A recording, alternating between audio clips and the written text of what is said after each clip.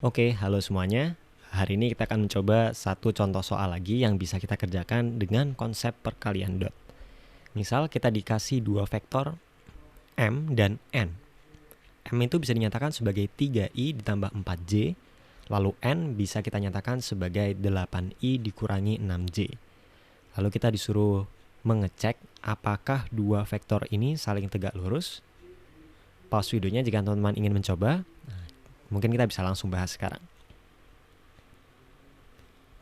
Coba ingat-ingat lagi bagaimana mencari perkalian dot, hasil perkalian dot dengan pendekatan geometris.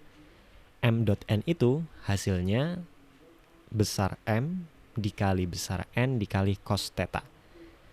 Perhatikan kalau dua vektor ini saling tegak lurus, maka sudut di antaranya, theta-nya itu 90 derajat. Masih ingat berapa nilai cos 90? Ya, nilai cos 90 itu 0. Sehingga besar M dikali besar N, berapapun besar M, berapapun besar N, kalau dikali cos 90 kan dikali 0 tuh. Maka ruas kanan ini selalu bernilai 0 ketika nilai tetanya itu 90 derajat.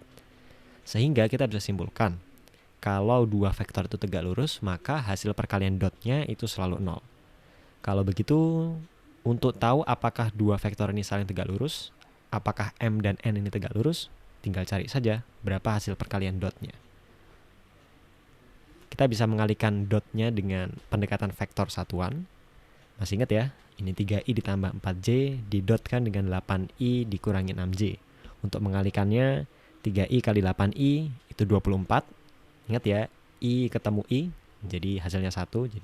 Jadi 3 kali 8 kali 1, kayak gitu. 3i dikali 6j ini, nggak ada hasilnya karena i ketemu j itu 0. Ini 4j ketemu i, 4j ketemu 8i itu 0 juga. Dan ini 4j ketemu min 6j, jadi hasilnya min 24. Sehingga kalau kita tulis secara lebih rinci, hasil perkalian dot antara M dan N itu 3 dikali 8, itu komponen I ketemu komponen I, ditambah 4 dikali min 6, itu komponen J ketemu komponen J. Sehingga M dot N itu 24 kurangi 24 alias 0. Sehingga di sini kita bisa simpulkan bahwa M dan N itu saling tegak lurus karena hasil perkalian dotnya itu 0. Ya. Mungkin satu konsep yang perlu diingat di sini ini ya, kalau dua vektor itu tegak lurus, maka hasil perkalian dotnya 0. Kenapa bisa seperti itu?